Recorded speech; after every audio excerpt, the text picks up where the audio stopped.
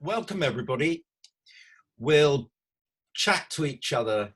Ben and I will chat to each other for a bit, and then after that we'll answer set questions. Then we'll answer your questions, and it won't take as much as an hour. We'll be over within an hour.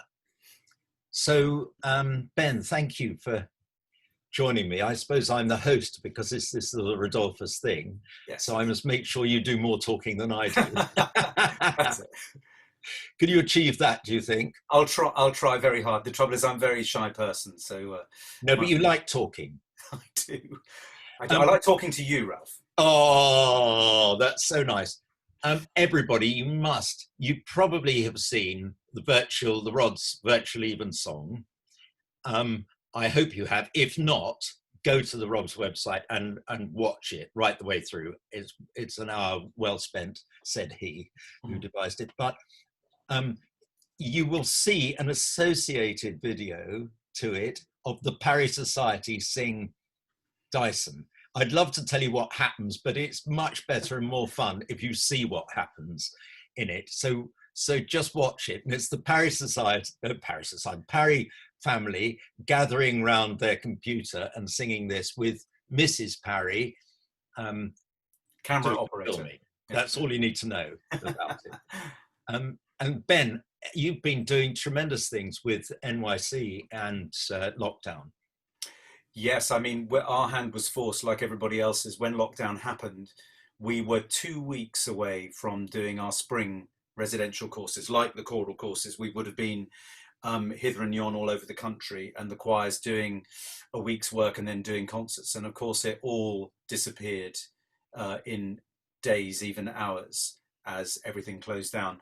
So within the space of about a week and a half, we transferred everything online, and we did online courses, which were, I have to say, a brilliant success. And with that hindsight now, and because of where we are still with COVID, we've just announced that we're doing our summer courses virtually as well. But of course, we've had a couple of months to plan it. So in a sense, it's a lot easier. But of course, and the thing that we're going to be talking about this evening, Ralph, is the fact that singing together is so important, and what choir means. Choir means being in a room and singing. So we've done some fun stuff, but it is a challenge, isn't it? Yes. Just as you said all that about the sun came out, and so that's why I've suddenly gone all light, and my stupid automatic going dark glasses have come on, which I don't like, so I'll take them off. We are doing a series of videos and presentations and things, which will spread over the next month at least, which sort of amount to a course. It's a great shame we're not doing obviously a real live course, but we'll try to provide everything. One of the main things people want, of course, is advice about what happens next, as well as singing with like-minded people to a high standard. And we'll be doing that. And we're both providing that in different ways. Yes. You did 20 years on courses, on Eton, as they used to be called, Rodolfus courses. And I was really pleased to have you with me. And then you got too busy in the summer. That's right. I mean, I remember back actually when I'd left school, I guess, but no, I hadn't actually. I remember a friend of mine talking about the Uppingham choral course, of course, because there was one and it was run by you, and there were about 30 or 40 singers. And that was when I was at school. And then in '85, you went to Eton, and they were called the Eton choral courses, by which time, obviously, I was too old. But in the 90s, I don't know whether you remember, I'd been in the Swingles, and you got me to judge the consort workshop for a couple of years. And from that, I think I took some rehearsals for you. And then in '98, you asked me whether I'd direct my own course, which of course I was completely thrilled and honoured to do. And I seem to remember writing you an email after that course and saying, well, if you want me to do it again next year, that would be fine. And I mean, I was desperate to do it, and of course then did it for 20 years. So many amazing highlights. Remember the course we did together in '99? We ran one together, which was fun. Oh, that was lovely. That was fantastic. And I've now done, I suppose, I've done about 170 courses. Amazing. And I loved every one of them. And this was due to be the 40th anniversary of the beginning of the courses in 1980. Yeah. And it was devastating, of course, that they're not. But I suppose, do any stand out for you? Well, lots. And of course, it's that amazing learning curve that the students take. You know, so many of them come from more recently backgrounds where they're not used to singing choral evensong, and suddenly, you know, they end up in King's College, Cambridge, singing choral evensong. It's quite an extraordinary thing, and the achievement that they make. And actually, there was one. I mean, I love all the evensongs, but the one particularly that stands out was when David Wilcox conducted. I don't think he'd done one for you before, and in 2013, it's only 7 years ago. Really?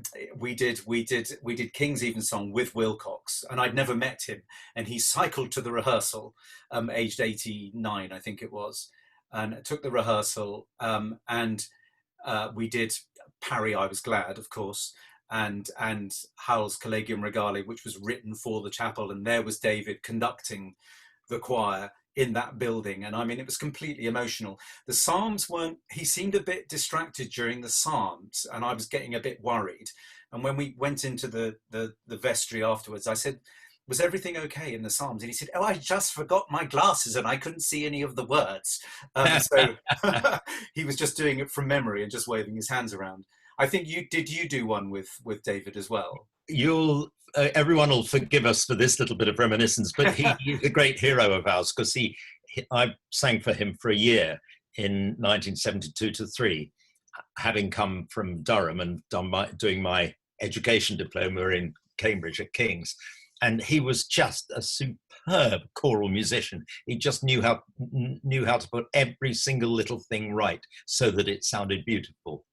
And we were all in awe of his musicianship. And he'd also got the Military Cross in the war as well. Amazing for being a hero. And I could tell you about that, just incredibly, for leading his group to capture a bridge. Amazing. And that was when he was about to be Organ Scholar of King's, age 19, you know, and he got the Military Cross. Absolutely astonishing. But anyway, so we all looked up to him. And so when I did an evensong with him, with a choral course, and he was quite old by then, he died age 96, and I was really privileged to see him a few months before he died. He said to me, which was unthinkable, you'd better stand behind me, and if there's some mistake I don't hear, point it out. Gosh, righty-ho, right, David, I'll do that. And I should tell everyone that your impression of him is one of the finest. Oh, thank you. It can't be checked now. Well, of course, there are video things of him.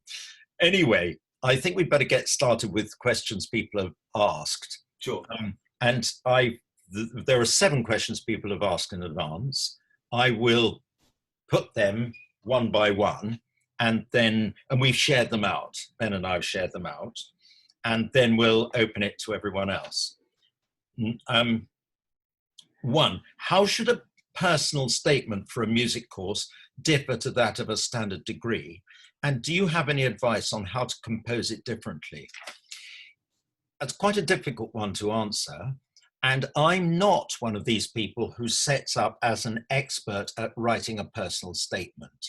If someone shows me their personal statement, I consider it as a letter to me, and I consider how likely I am to read the different bits of it and how clear it is and how relevant it is, of course. But a personal statement says what you are. And I think that once you start making it too much different for different institutions and different kinds of institutions, I won't say that it's dishonest, but it's much better if you glow from the personal statement. So just say what I think if I were reading it, I'd want to see the person glow from it. And everybody knows that it's a difficult decision whether to go to university or to Conservatoire. And that generally speaking, university first, and then Conservatoire afterwards, particularly if you're doing voice, because it takes time for your voice to mature. But I think be genuine, talk about yourself, and that's what will be best. What do you think, Ben? I agree with you, Ralph. I think, you know, they need the kind of holistic, the whole you. That's what they're looking for. What are the things that make you passionate about your music? And show them the strings to your bow. Show them all the things. Talk to them about the things that you've done and the things that you like to do, but tell them why. Don't just give them a list of plays that you've been in, or musicals that you've sung in, or orchestras that you've played in. Why did you play in that orchestra? Why did you join it? And what was special about it? That's what I would say. And also, I would say, I don't know how much of a stickler you are for grammar, Ralph, but something being coherent and reading something that you go, oh yeah, that I can really identify with that.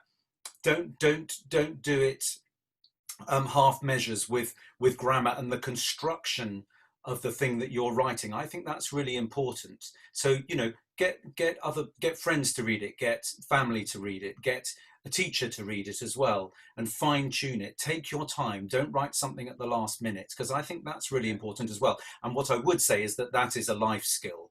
You know, that's going to help you in whatever you end up doing if you can construct sentences properly on paper.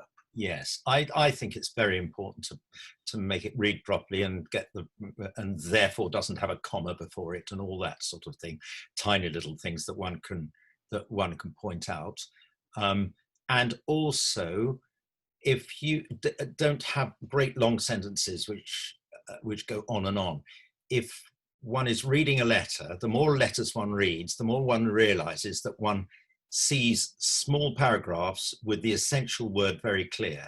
And everybody tends to go quickly down something and get an impression of it. Then if you're really interested, you'll read it in more detail. It is an interesting question, isn't it? Because it says, how would a music statement differ from another degree? I don't think it does in a way, but of course, you know, being musical and therefore creative and artistic, you've got lots of things that you will want to tell whoever you're trying to impress. Yes. Possibly more than a mathematician, I don't know, or a geography department. I may be wrong there, but I mean, I'm a musician at heart, so I have lots of things on my brain that I would like to impart to someone to show them how passionate and interested and enthusiastic I am about my music. I think that's the thing, isn't it, Ralph? Well, I went to university to do maths and physics, and right. Yeah. And it was before the days of personal statements, but I would have spoken a lot about my music. I hope I would have done if there had been personal statements. And also, if people take you seriously, there'll be an interview and they'll want to know more about these various things. And if you pretend in any way, you'll come apart in interview. And I couldn't make up my mind between maths and music. And I think I would more or less have said that. I couldn't quite decide. So I'm applying to Durham because it has such good music. You know, that's what I would have said. And that's the other thing, is to include in a statement about music your other interests as well, because they want to see a person who's interested in life in general, I think. Yes. Great. And we'll quite often hit on the theme of music being good for other subjects. Actually, it's more important that music is good in itself, of course, but if you need to do music and music is in your bones, then it will help other subjects that you do it.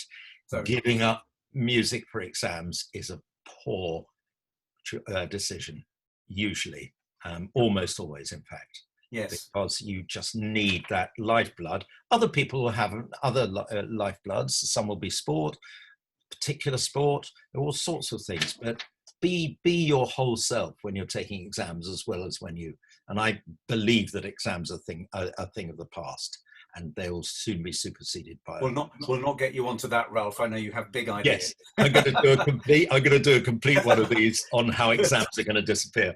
And anyway, so the next one, music always seems to get overlooked in school talks about work experience and extracurricular activities. Do you have any good suggestions on who to approach for relevant work experience for a sixth form music student? Ben? Well, okay. Well, look no further than the two of us for a start, because we have lots of experience and lots of contacts, and I'm sure Ralph would agree with me that I'm always very happy to get an email from someone saying, I'd love to get some experience in arts administration or in music theatre or in directing. And, you know, we have contacts through the whole music industry. We can always write to people in media as well. I mean, I put someone together just the other day in radio, because I've got a couple of friends who work in radio production.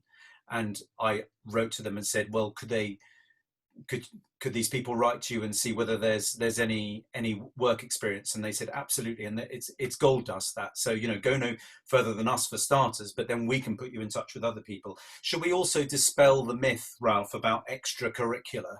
When you are a musician and you play in a choir, play in an orchestra, or sing in a choir, or do any of those things, or have music lessons, or you do stuff out of school, it's not extracurricular, it's co-curricular. It's very much part of what you do as a musician, and that to me is really important. I don't know whether you agree with that, Ralph. I would go even further and say it's curricular, because I can remember when this word co-curricular came in, and I thought, oh no, this is going to mean exactly the same as extra. Not enough people know that in Latin to know that extra means outside and co means with. They're just a funny little word. They're curricular. Yeah. If I love music, then music should be curricular for me. I'm not necessarily studying it, but doing orchestras and choirs and things like that. This is, as you can see, this is the subject of a whole long talk by me, and I'll shut up now. Well, the steam will start coming out of your ears. Yeah. It has. It's been redirected. that's so important. Remember, as a musician, everything that you do is your lifeblood musically. And I agree with Ralph. I shall make that my mantra in future, that it is just curricular. But as I say, I suppose the answer to the question is, you know, we can help there, and we're very happy to forward you on to other like-minded people who work in our industry or work in education who can help you there. And of course, back in our day, there was no internet either. There's tons of stuff out there. If you put, you know, sixth form experience in music, work experience, you will find stuff out there. But I think the personal contact is always a very good one, isn't it, Ralph? Oh, yes. And if you have personal contacts, don't hesitate to use them. Everybody uses personal contacts. And if your parents have contacts, your friends, your parents' friends, just ask everybody. Say, I would love to do a few months working for an orchestra or something. And you'll say that 10 times. And then somebody will say, oh, I know an oboist who's with the LSO and etc. And you'll have an opening. Otherwise, just write to the LSO and say, I like what you do. Can I come and work with you? And 9 times out of 10, they'll say, sorry, we're full up. But 1 times out of 10, somebody will say yes. So Absolutely. Do give it a try and never be disheartened. Next one, how do both organizations provide opportunities for students who might not be able to afford the courses? Both Ben's organization and mine are determined that nobody should be debarred from coming on a course because they can't afford it. It's an absolute basic premise. Okay, everybody's moved more towards that ideal in the last few years, but we're gradually making it so that money is not the problem when it comes on a course. And we all know that people have different resources, and some can afford and some can't. And we want my parents couldn't have afforded one of these courses, not with 5 children and a scientific advisor, a government scientific officer as father, who's not paid very much, and couldn't have afforded it. So I wouldn't have done a course if they'd been available in my time. So I really long to be able to do that, and presumably, Ben, so do you. It's exactly the same with National Youth Choirs, in that financial barrier is not a barrier. There are things that make it difficult to join something like the National Youth Choir, not least auditions, but we'll get onto that possibly later in our conversation, because we are constantly working at finding opportunities for access and inclusivity in something as elite as a national organisation for singers. But finance is not one. We have a large fundraising campaign every year.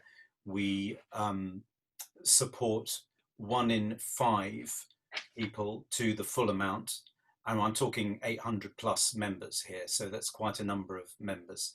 And every single member of the National Youth Choirs is subsidised on the courses up to around about a third. So 33% of what the real cost is of going on a course is actually borne by the organisation. So I think that's quite a strong thing to put out there. But yes, money would never be a barrier to anybody wanting to join the National Youth Choir and indeed going on a choral course. That's fantastic. I didn't realise that that was the strength of your support. We don't manage quite as much as that, but that amount is our aspiration. We're all heading in the same direction, aren't we? Yeah, and it's we important. really want that to happen. Yeah. And the two organisations, can we talk about the differences between them? Yes, why don't we? I mean, I've just mentioned auditions there because, of course, we are selective in that sense, that people do auditions, whether you're at the point of entry, which is the juniors, sort of age 9 and 10, and then with the training choir, which is more akin to the age of choral courses, sort of year 11 upwards. And then the National Youth Choir, which is the flagship senior choir, which is aged 18 up to 23. And whatever level you join, you would do an audition. But it's very important to say that certainly in the last year or so, we've been looking very specifically, again, I come back to barriers and making it more accessible.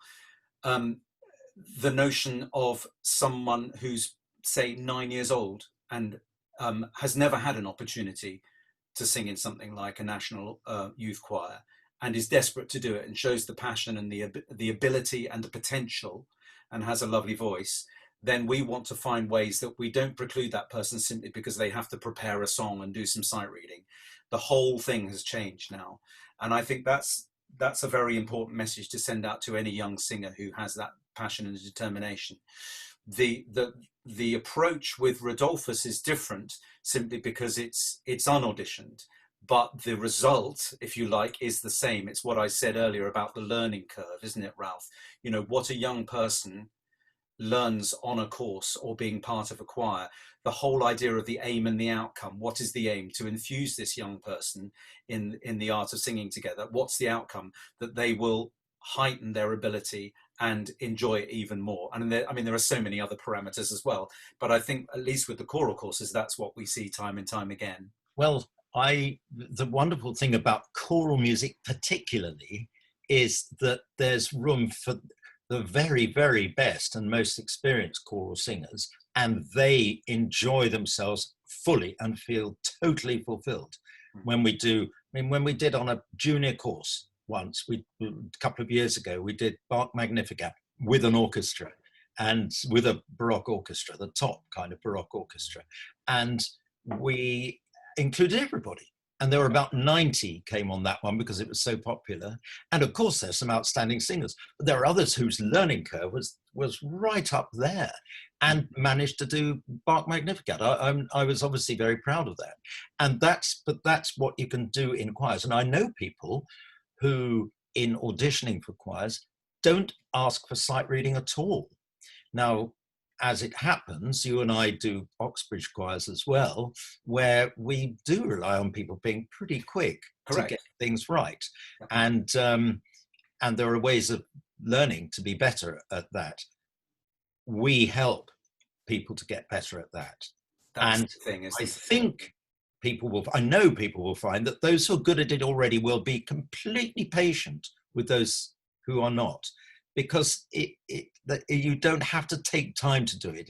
You absorb it in a way. And the important thing with that, of course, is the environment in which they're singing, so that it's inclusive and it's encouraging and it empathizes with everybody's stage of ability. Yeah. So, you know, we're not pressuring you. You've got to get this right. That approach is very, very important. It's the same with National Youth Choir as well. Interestingly, one of the things that has come out of the pandemic is the amount of resource that we're now using online, which means for us, and it will probably be the same for the choral courses as well, is that there are resources throughout the year. So it's not just simply meeting once or twice a year on a course.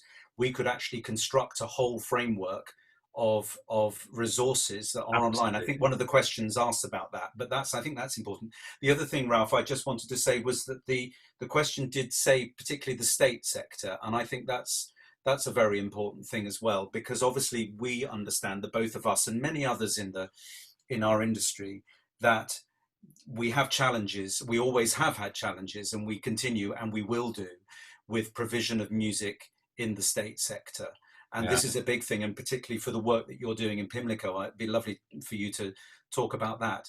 But I think that's a very important thing of what I was talking about, accessibility and inclusivity, that we make it possible for someone who hasn't had the privilege of private music lessons or a visiting music teacher at their school to be able to feel confident enough to turn up to an audition for National Youth Choir or sign up for a Rodolfus choral course.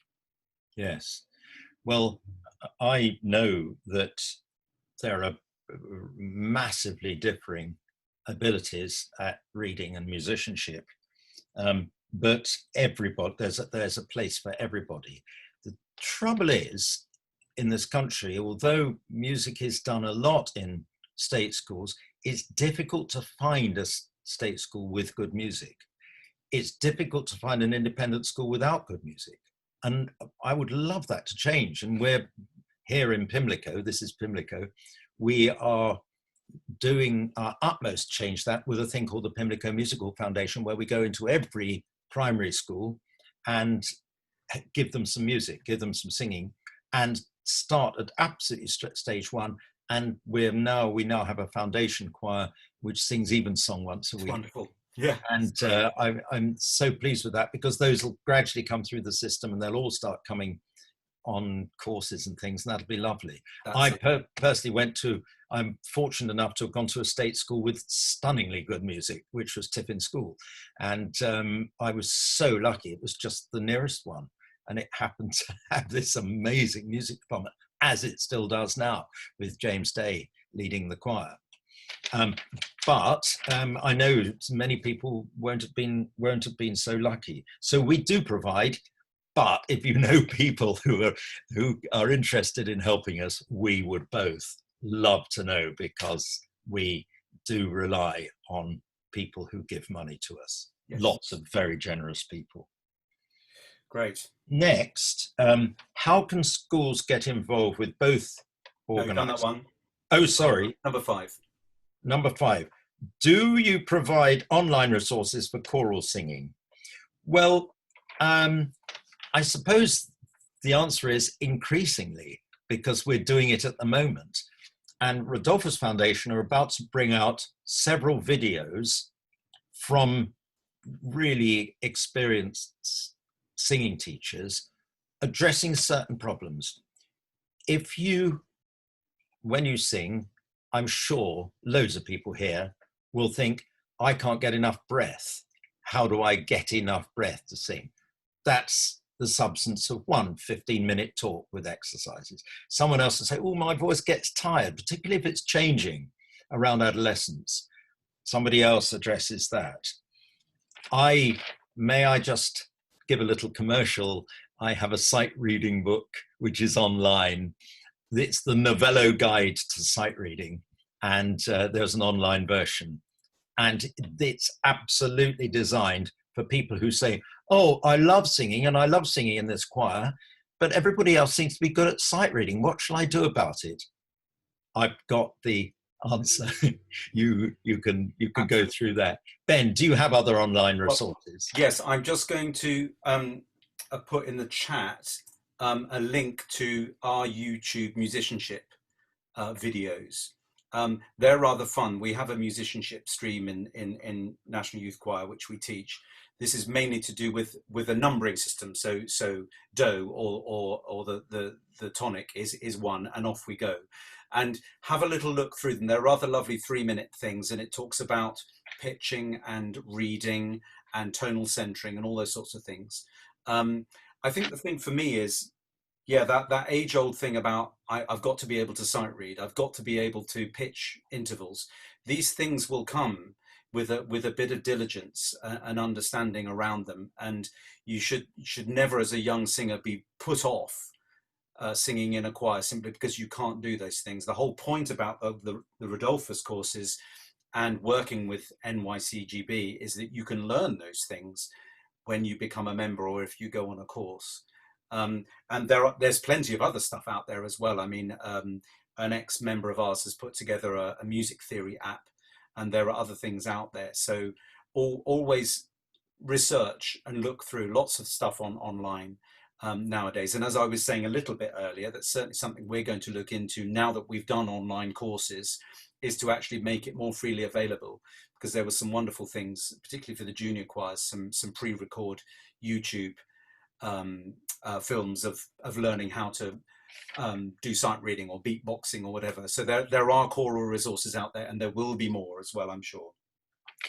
Shall we just, there are two more on the actual previously put in. Let's do a couple on the chat. Sure. Somebody says, do you think there are any specific innate qualities a musician should have if they want to start seriously conducting? Well, I think that's a reality.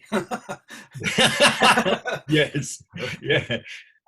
I think there are as many ways of getting into conducting as there are conductors. There are so many. I'm proud to say that at Eton we have 12 people who were there in my time who are now full-time conductors, and every one of them is wildly different, and wild is often the operative word. Yeah. But you've got to want to. I think they all are good organizers. They're the people who reply to emails and really know how to make a plan work. And obviously tip-top musicianship, because you've got to, it's a leadership role, it's an organizational role. You don't see the organization. Yeah, it's also a facilitation role as well. You've got to have empathy with musicians. That's certainly something that I feel. The whole idea of the maestro on the podium is rapidly disappearing, and that's a very good thing. But that whole idea of collaboration, I think, as a conductor is also very important. And the other thing I'd say, because that question came from Eve, and I'm assuming that you're talking from the point of view of a female conductor, that's something also that we are working very hard on, redressing the balance, because it's obviously been a male-dominated industry before, and music in general. But it's great that more young women are coming through the system. If it be through the National Youth Choir or on choral courses, we have opportunities for people to wave their hands around, don't we, Ralph? And everybody to have a go. But if you have that desire to do that, I think that's very important as well. There are now, of course, conducting and choral conducting courses. Once you've left university, you can actually do a master's in choral conducting, whether at the Academy or Birmingham or the Welsh College of Music, which is amazing. You just get more and more experience. But the thing is, if you really want to do it, you've got to have that burning desire to get up and work with people and lead the way. Get organising it and do it, I think it's probably the thing. Is it possible to apply for a choral scholarship while at university? Yep, it's best to apply beforehand, but once you're there, if you change your mind and think, oh, I'd love to, just do it. And that leads me to say, if you want to do something, do it. If you want to do something, apply to do it. Don't just sit there thinking, I wish somebody would invite me to do so-and-so. Do it. Yes, absolutely. And I mean, of course, lots of universities don't have a pre-selection choral scholarship audition, if you like. So if you're going to places like Bristol or Durham or Glasgow, which have good singing in them, then you can pick up a scholarship or an award. Durham, for example, I think, Ralph, they have awards at the separate colleges, and also there are some spaces in the cathedral choir. Well, I did maths and physics when I started, and I then changed to music, and somebody then, a friend of mine, seemed to be having such a wonderful time singing in the cathedral choir, he persuaded me to join it. So I then joined I couldn't believe it, 7 even songs a week. Wonderful. And we've seen probably the sopranos don't get so much of a look in there if it's young boy and girl choristers. But Yes. certainly I know that altos now, mezzos, contraltos, can get the opportunity to sing in cathedral choirs now if there's a cathedral in the university town. So Yeah, that's a good thing. I'm very pleased. I suggested that to a very eminent choral director 30 years ago. I said, I've got the ideal alto for you. And when I said there's a female alto, with boys on the top line, he couldn't believe it. Yeah.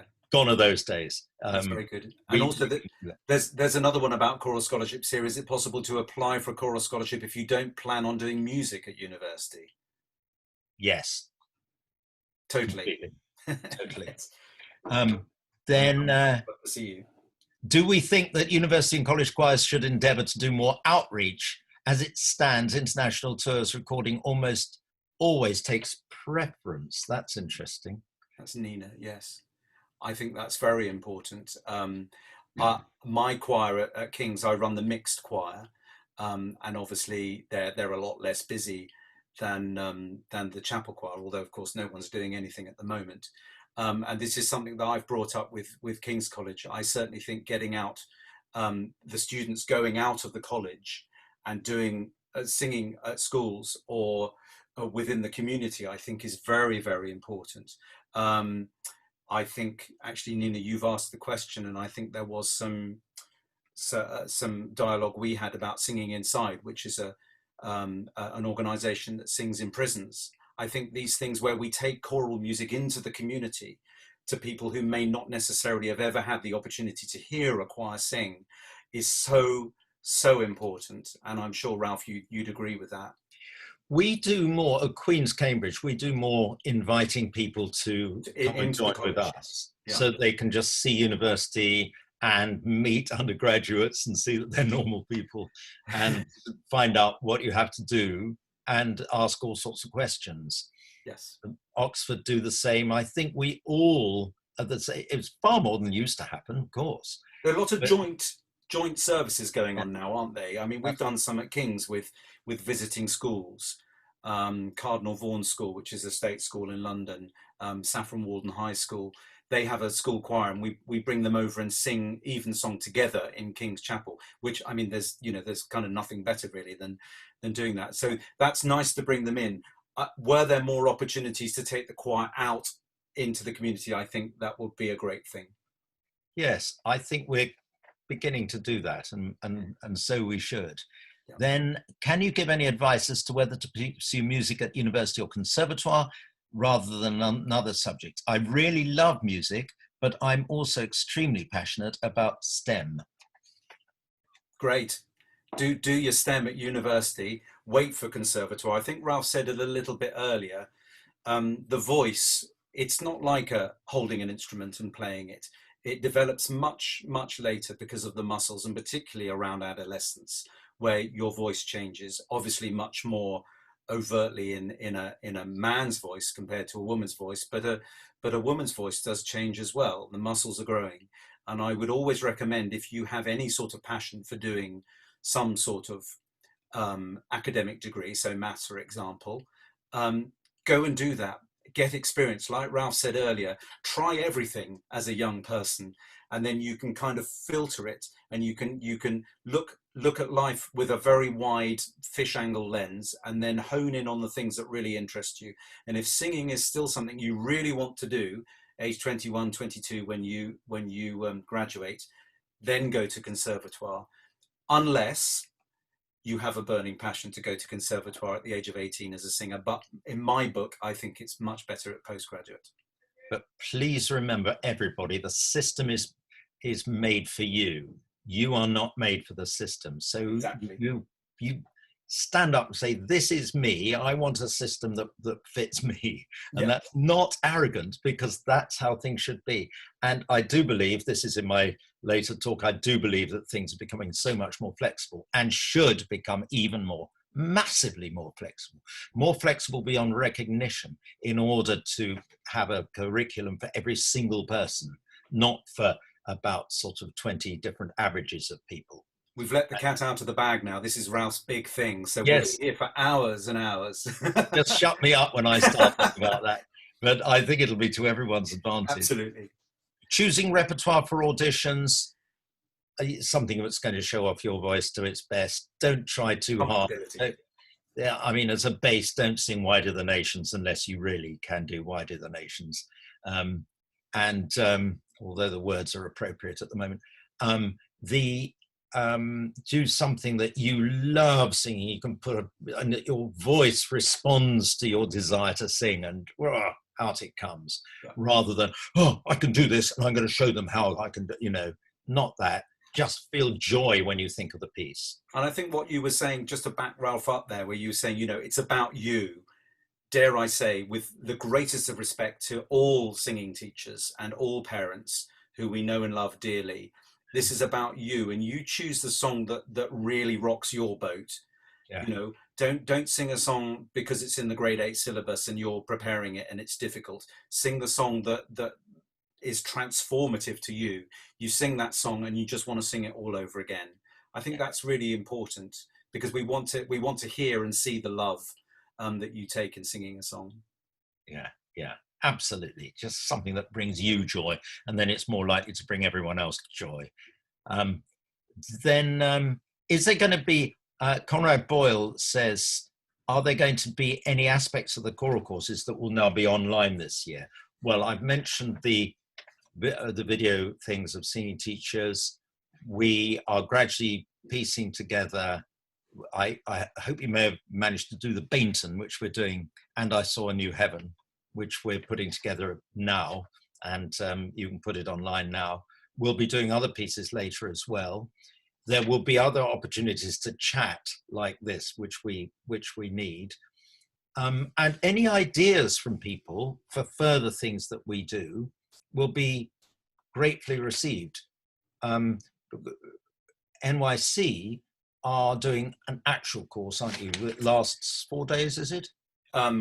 As I said earlier, we had to put the spring ones online, and we're doing summer online. And yes, it's going to actually be 5 days for the National Youth Choir, and then 4 days for the training and the junior choirs.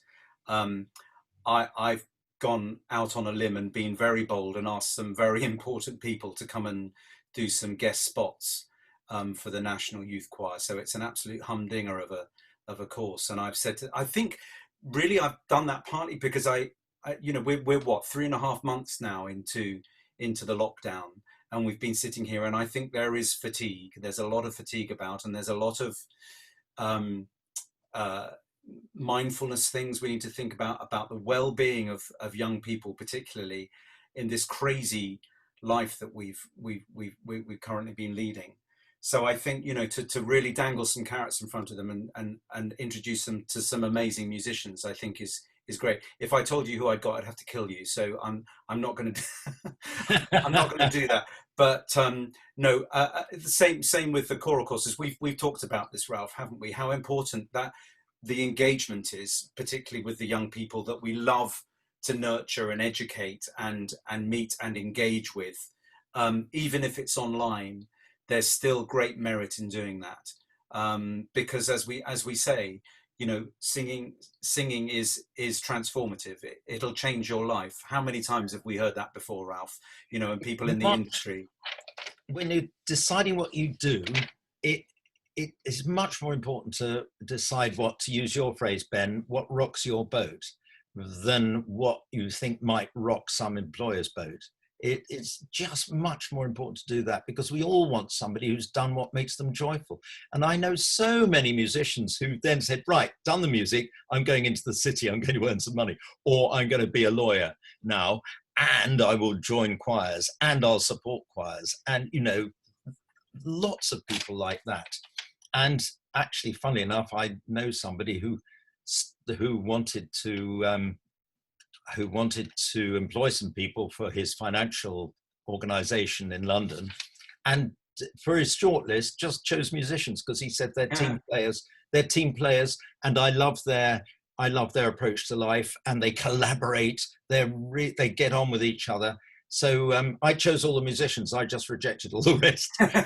we talked earlier, didn't we? We said earlier about transferable skills. Yeah. You know, a lot of the skills that you learn as a musician, we've been banding these words around all evening. They are so important in other aspects of life. So whatever you do, you know, leadership, collaboration, empathy, the list is endless. And all those things we know because we've been immersed in it for most of our careers, are there in singing, and Yes. particularly singing together, choral music. It's a wonderful thing. Someone says, and I know there are two questions that have been pre-asked as well. Yeah. The choral scholarship interview process from Isabel will be different this year, and considering circumstances, are there going to be particular things applicants should focus on?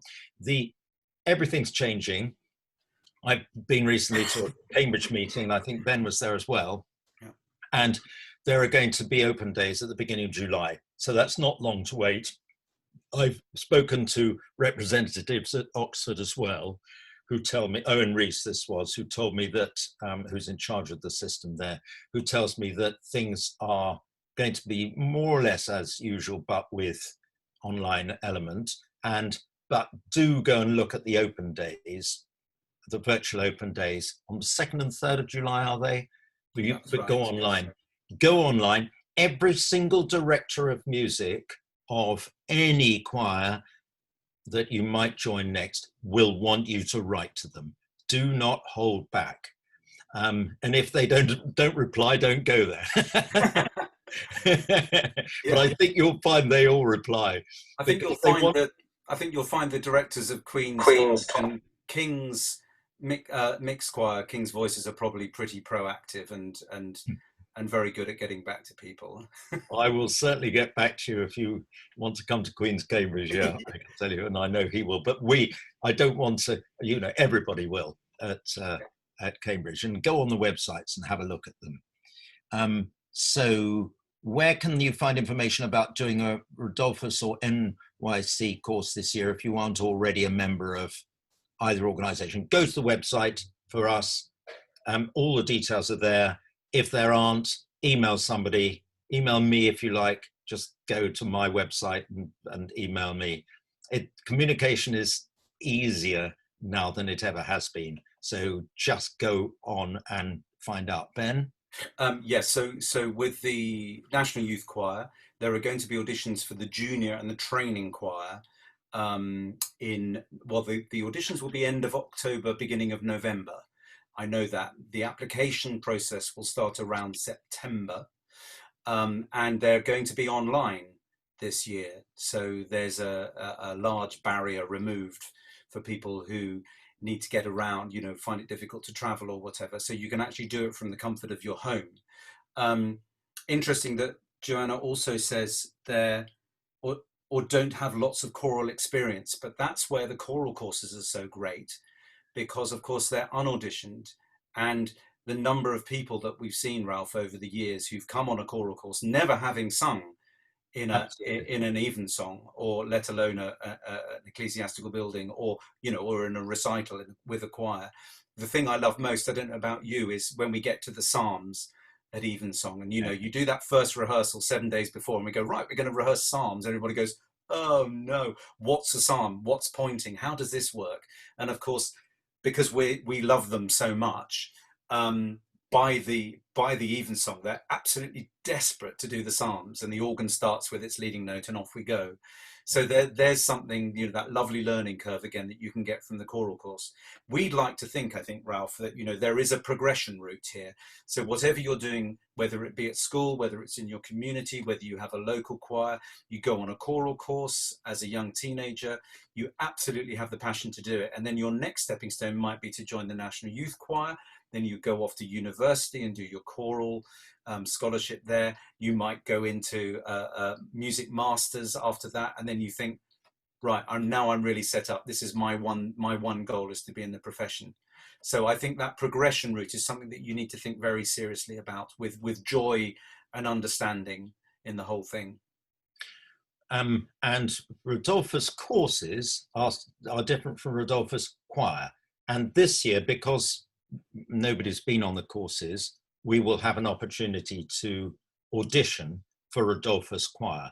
There'll probably be a couple of days. There'll be an online element. We're already planning socially distanced events, and we will have an evensong. I hope we'll have an evensong, which consists of the virtual evensong, as similar to the virtual evensong as we possibly can, in as large a building as I can find, so that loads of people can come and we can be as socially distanced, if you like. I would accept the challenge of doing it in St. Paul's with the choir. I was going to say. I don't think it's possible. We know how hard it is to make music in that building. That's the problem. I know. So they all say. But that would be a great thing. Yeah, no, we can do that. But anyway, there will be auditions for people, and that's very important to know about that. What is Rodolfus Choir? I think I've explained that it's a choir. It was the choir of the best people from the courses. How do you tell which are the best people? It's extremely difficult. And for me, and I'm sure for Ben, enthusiasm to be in it is quite an element of the definition best, because we want people who want to do it. And I'm sure we both have loads of stories of people who were far less good than their peers at it, but are so keen that they went, whee, like that. One person straight away, yeah. And it made her life that she was in it. It's very important. Yeah. There are two more previously written ones. Yes. Because of the success of the virtual evensong and the NYCGB alumni recording, could there be any plans for a virtual collaboration between NYC and Rod's? A huge massed youth choral music project, please, said somebody with about 16 exclamation marks. Ben? I think my answer would be, why not? Yes, let's do it. Let's do it. I mean, I would encourage you to go and see both. Ralph mentioned the virtual evensong, which is a thing of great loveliness, but also the alumni recording of Shenandoah, which the NYCGB former members put out. It's on our official YouTube, and it's just went a little bit viral, like Ralph's virtual evensong. It's a lovely, lovely thing. I mean, the thing is that it's a snapshot of the past, and so one should bear that in mind when one sees it. But there are 400 plus ex-members of NYC all doing their thing, not because they're raising money for anything, not because they thought it would just be a fun thing to do. It's because they love singing, and there are some very well-known professional singers in there. There are some young professional singers just starting their careers, but there are also a whole mass of people who just love singing from their youth, and I think that's very important. We'll cook something up, won't we, Ralph? We'll do something. And please, everybody, if you have ideas, tell us. We're not the only ones who have ideas, so please have ideas and let us know. The last of the previously posed questions, I'm currently doing grade 8 singing. I'm hoping to get DIP ABRSM by the time I get to university in 2 years' time. However, I only started doing grades 5 years ago. I am taking music A level. Would a Russell Group university take my application to do music seriously? Any advice is appreciated.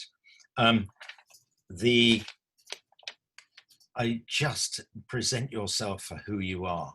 Just have the conviction, the courage of conviction to tell everyone that this is who I am. This is what I only started doing. Grades 5 years ago. Tell them that's right. Say I only just started doing grades 5 years ago, and look what I've got. Look what I've done. And if you want to go to a Russell Group university, I'm proud to say I can't work out which they are. But if you want to go to a Russell Group university, apply to them. Do it. Just decide what you would like to do. They want people who are as keen as you clearly are from this question. Ben? Yes, absolutely. I think that's absolutely right. And sorry, I was distracted because I'm actually answering questions privately on the chat feed because they're coming in at a rate of knots. But yeah, I that's exactly it. And having that connection or communication with whatever university you go to, as Ralph has said already, they're really keen to hear from you. don't be frightened about picking up the phone or sending. Actually, an email is easier, and all the email addresses are online. So having that regular contact with wherever you want to go to is really, really important. We've got one more, and do ask questions on the chat. Oh, sorry, no, we haven't got one more. We've done them, but I've got one more thing to say to you, and that is there's a webinar about an overview of opportunities at UK and US universities. I did say it before, but I'll say it again because several people are helping in this, and some of you will want to go to all of them, because the more you go to, the more advice you are able to sift when you make your final decision. But so that is Wednesday the 24th at 6 o'clock, organized by James Day. And then there is one at 3 o'clock on Wednesday the 1st of July. That is run by the Music Teachers Association, MTA. They're going to send a hyperlink soon, but again, you'll be able to, we'll make sure that it's online with the Rodolfus Foundation.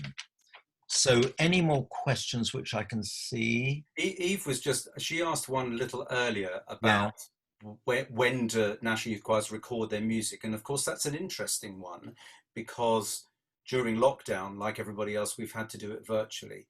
If we were recording, like Ralph, on a course, we do it in the building there and then, and we get someone in like John Rutter, who's a wonderful supporter of both our organisations. Actually, he's president of National Youth Choirs, and he's a big supporter of the Rodolfus choral courses.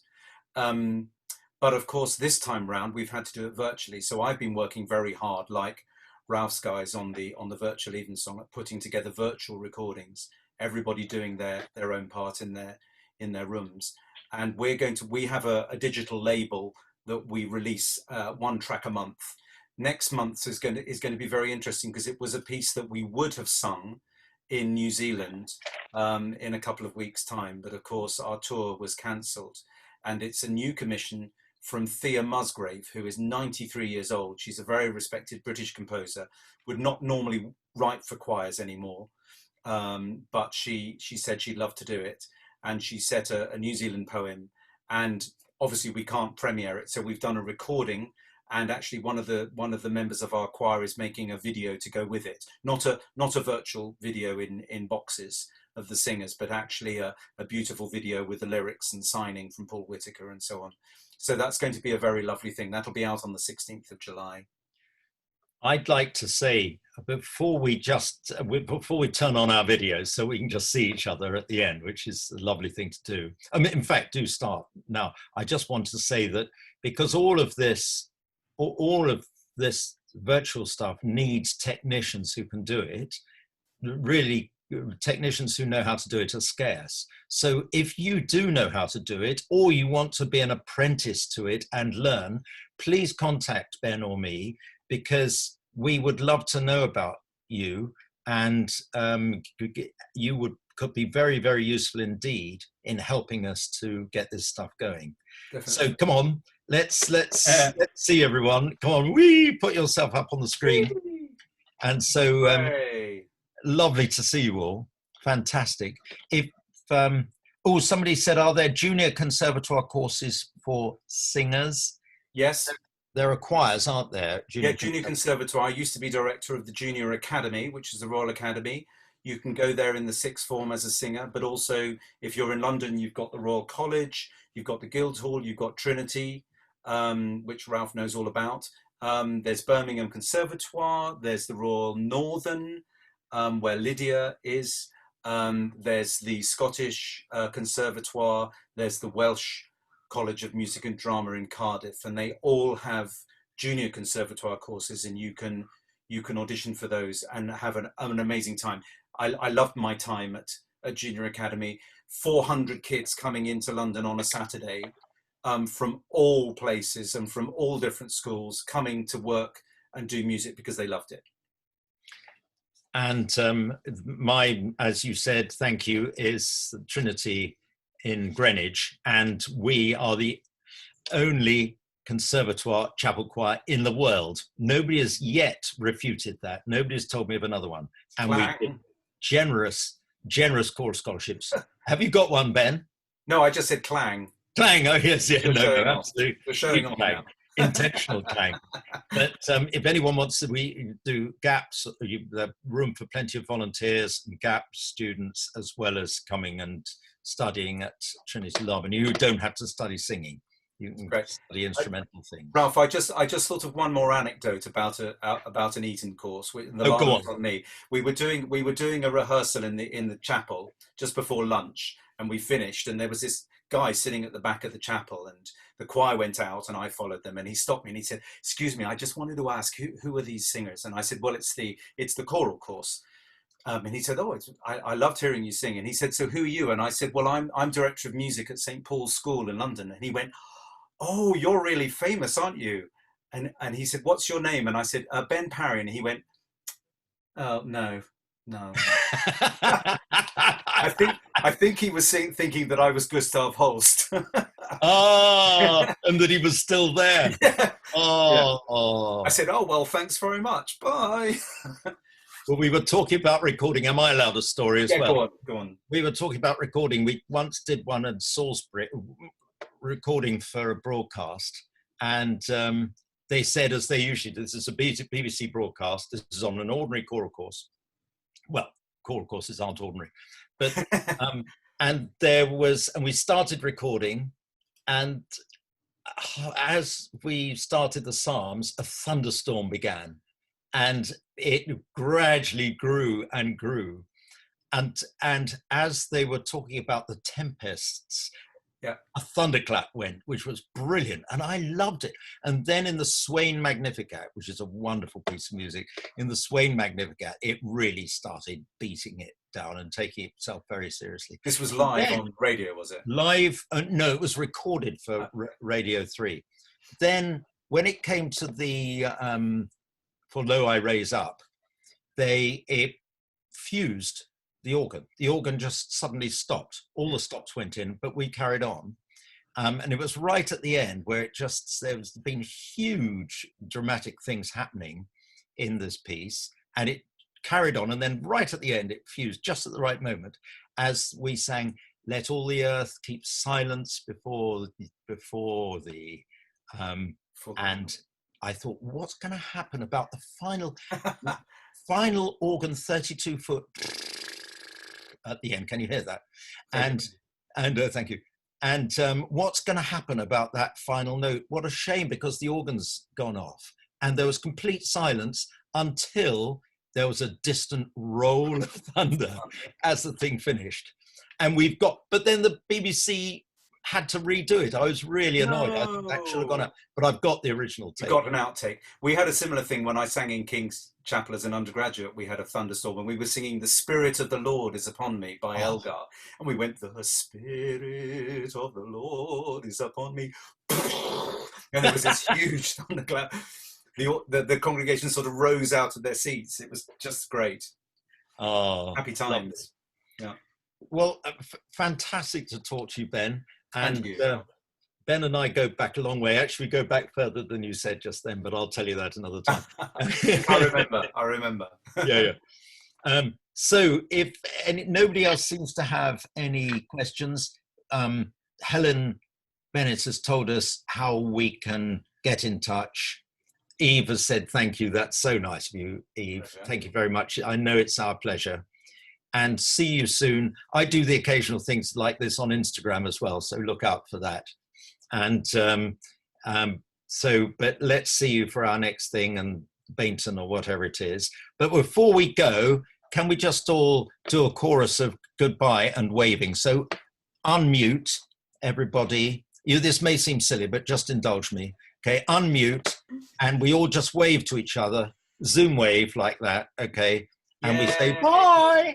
Bye. Bye. Bye.